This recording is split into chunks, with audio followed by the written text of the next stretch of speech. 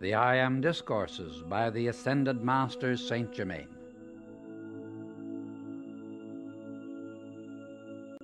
Discourse 16, November 24, 1932. Thanksgiving Day. The personal ray of Jesus and the other created rays. Saint Germain.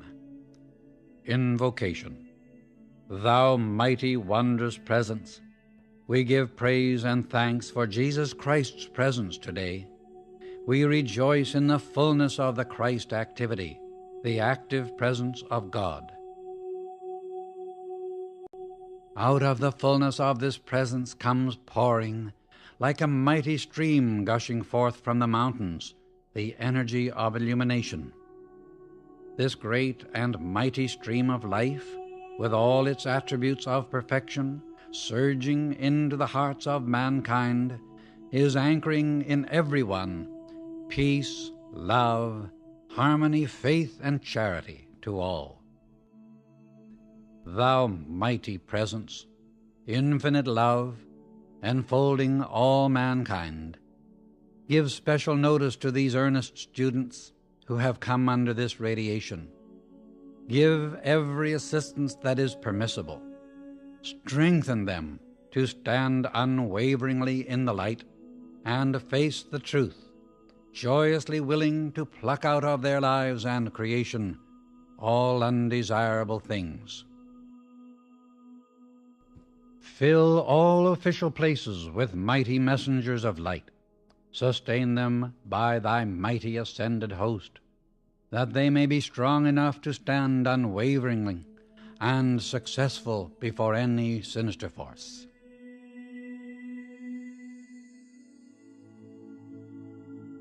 We give praise and thanks for this day as an uplifting and wonderful memory established in the consciousness of mankind. May that rapidly approaching time come when every day may be a thanksgiving in the hearts of mankind for thy light, ever enfolding all who wish it. I bring you greetings from the ascended host and Jesus himself. The Discourse. The first principle of activity from the Godhead is projection or precipitation. Therefore, its nature is to project or precipitate itself. The first activity is the divided rays going forth into individualization, into visible expression. When I speak of individual or visible expression, I use that term because of the physical activity. Not that it is not always visible, because it is, but to those in the physical form, I speak of it as visibility. Thus you will see the nature of your being as rays of light, and who you are as the natural quality of life which you so much desire at this time.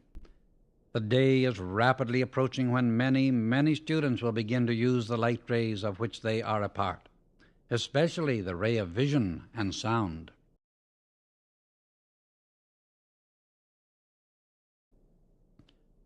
Even in your physical world today, there are being discovered means of producing and uses of these rays. These are strange activities. I say strange to the visible activity, but natural always to the inner presence. The manner of using these rays at present is crude, it is true, but it will require only another step to take them through the veil. The power of the I Am presence and intelligence to use these rays will always remain infinitely more powerful than any mechanical contrivance by which they are used. However, to the student who has not yet found his ability to use these rays, the scientist's experience will be of wondrous encouragement to know the amazing truth of the individual's ability to use them. Here it is important to know that there are natural rays penetrating through all the atmosphere or etheric belt within the Earth's atmosphere. When I say natural, I mean those rays projected from the Godhead, or great central sun, which in recent years, shall I say within a few years, have been made permanent. Then there are the created rays, created and projected by the ascended host, by those who have raised the body.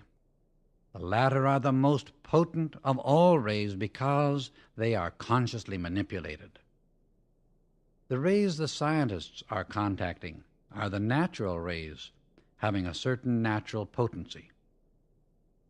The great need, as stated in the Magic Presence, is the preparation of earnest students who can be raised and taught the use of these rays.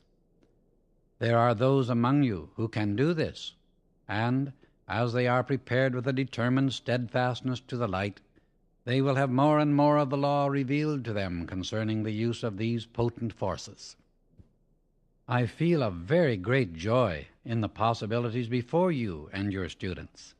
I trust they can find within themselves the strength and steadfast determination to hold fast to the outer and inner work that is being done for them, with a joyous feeling of sureness of the limitless powers which true freedom brings.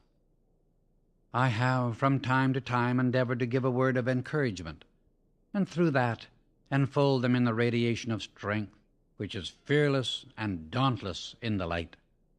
The loving, joyous stillness in the attitude of the students is wonderfully encouraging, for the expectant attitude is the right attitude to be maintained. I would suggest that those who have been having unpleasant experiences would consciously withdraw from those conditions all power they have been giving them, mostly unknowingly. When it is necessary to discuss some condition to understand it, immediately follow by withdrawing any power that has been given to it, and then know, I am the harmonious presence, ever pervading whatever the condition may be. As I have intimated before, and it has only partially reached through, I will repeat it again. Anyone, especially the student who has experienced inharmony or limitation in his mind, home, or world, can, with persistent, tensionless effort, by holding with determination to the following statement, keep his home clear of anything undesirable. I am the governing presence, governing in perfect divine order, commanding harmony, happiness, and the presence of God's opulence in my mind, my home, and my world. When I say I am the governing presence, I am fully, consciously aware that I have set in motion the full power and intelligence of God, producing the desired conditions, and that they are thus self-sustained. It seems to me that it has not been clearly understood that when you use the expression, I am the presence in my mind, home, and world, you are not only commanding the conquering presence of this activity through your own consciousness, but you are calling forth the assistance of the I am, or God presence, into your home and world of whoever contacts it. This is so vital for the student to understand. Do not be discouraged. If you do not see immediate manifestation of this harmony which you desire, but go right on feeling the conquering I am presence. Do you not see that in this consciousness there is no other presence to act except what you are conscious of? All other activity of the outer which is undesirable is but a distorted activity and use of this mighty energy. Therefore, when you say, I am the conquering presence, I command this I am presence to govern perfectly my mind, home, affairs, and world, you have sent forth the greatest decree possible to be given. And you have but to feel the sustaining power of this in the face of every appearance, until you find perfection manifest in your mind, home, and world.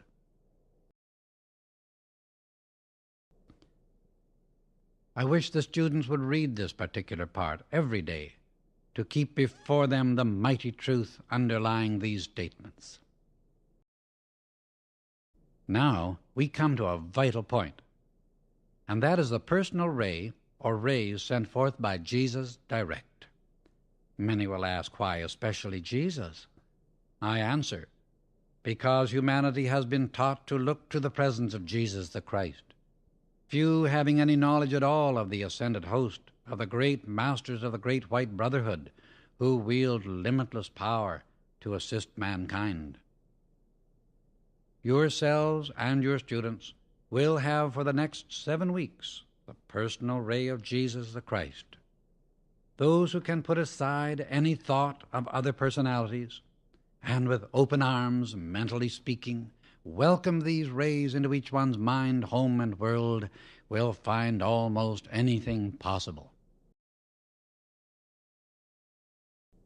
I assure all of you that the idea of these personal rays of Jesus the Christ is no imaginary thing, and you, our beloved messenger, have the personal thanks of Jesus the Christ for your fearless stand and use of the ascended Jesus Christ presence.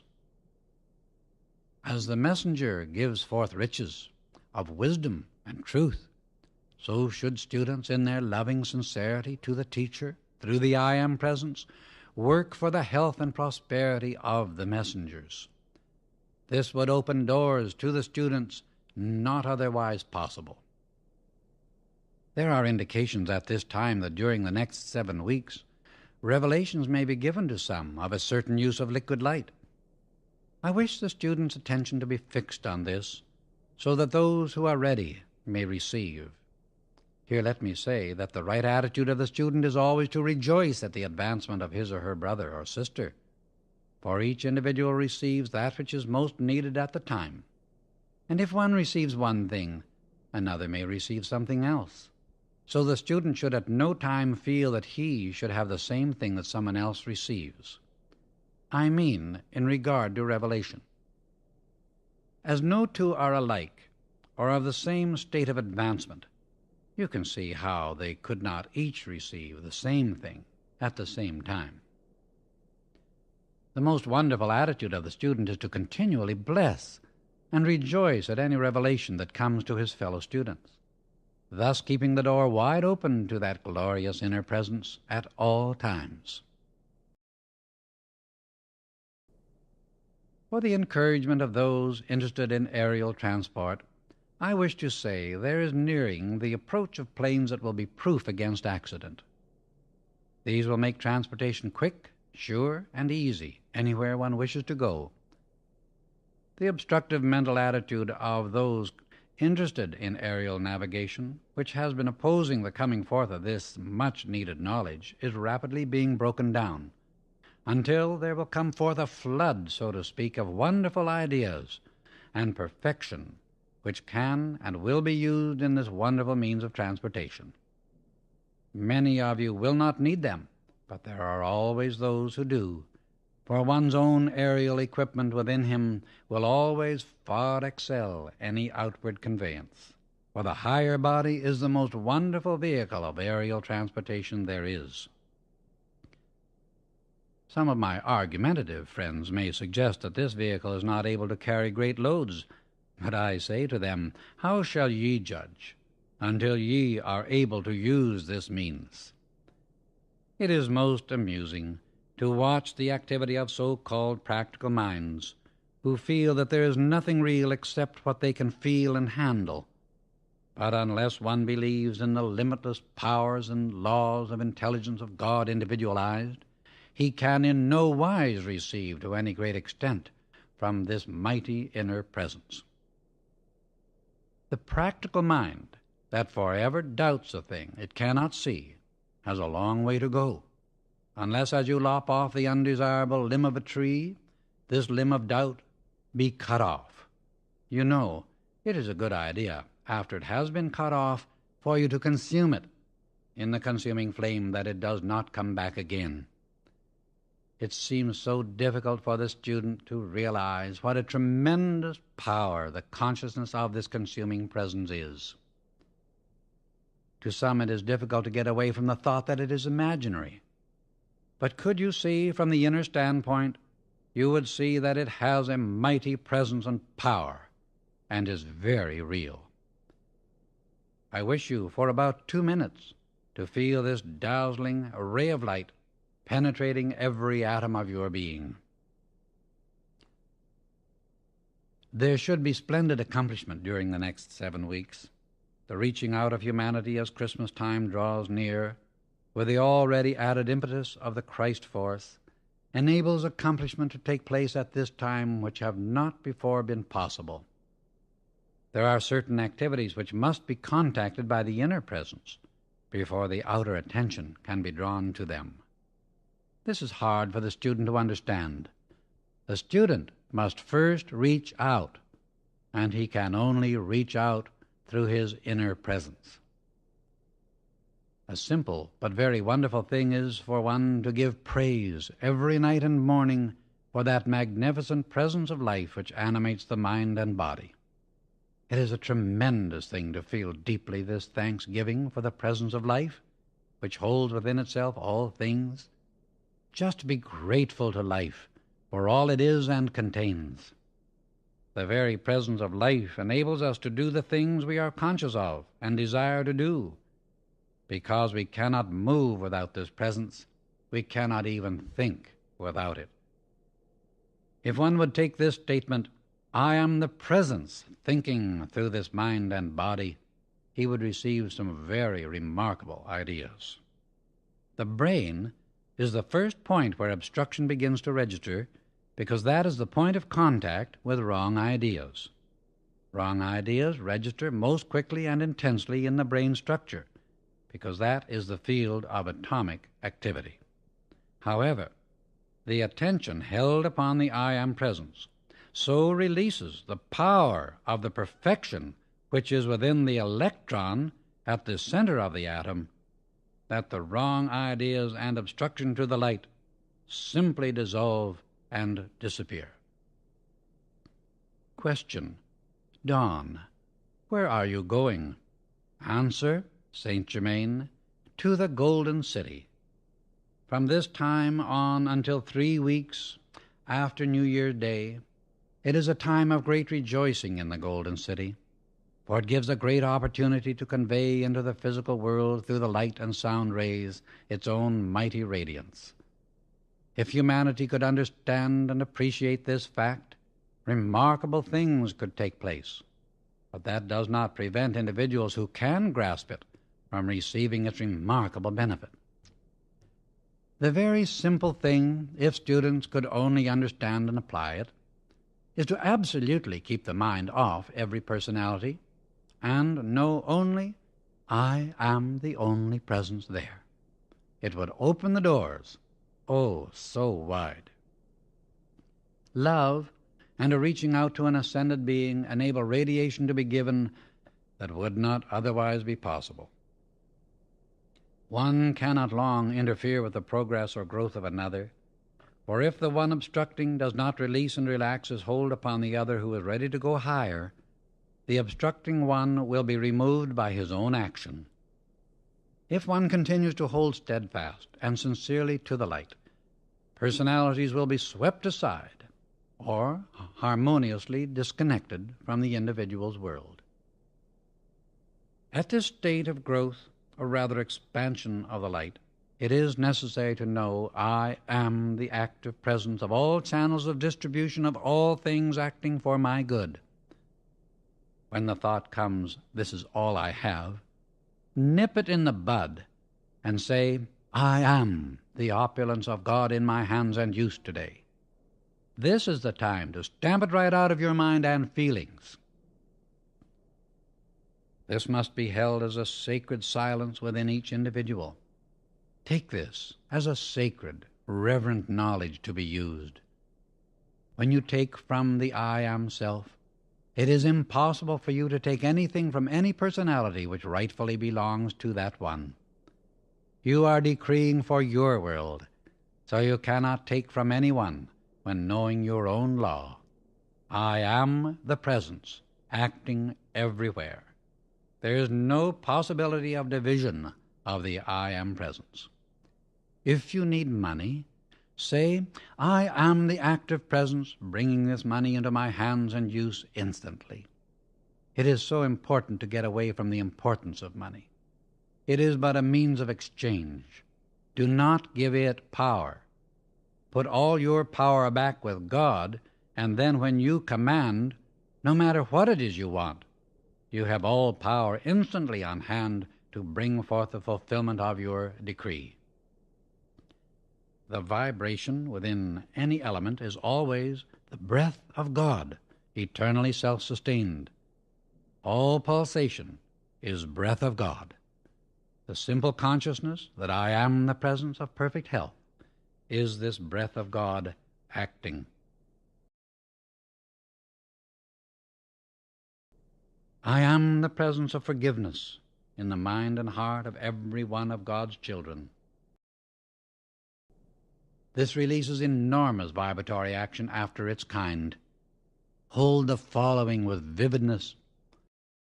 I am the pure mind of God.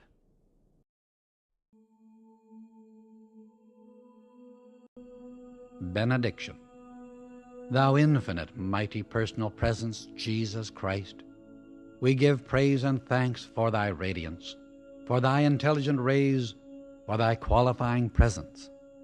We give praise and thanks that we are conscious of that special radiance at this time, and that we may, through the loving open door of our consciousness, receive of its mighty presence.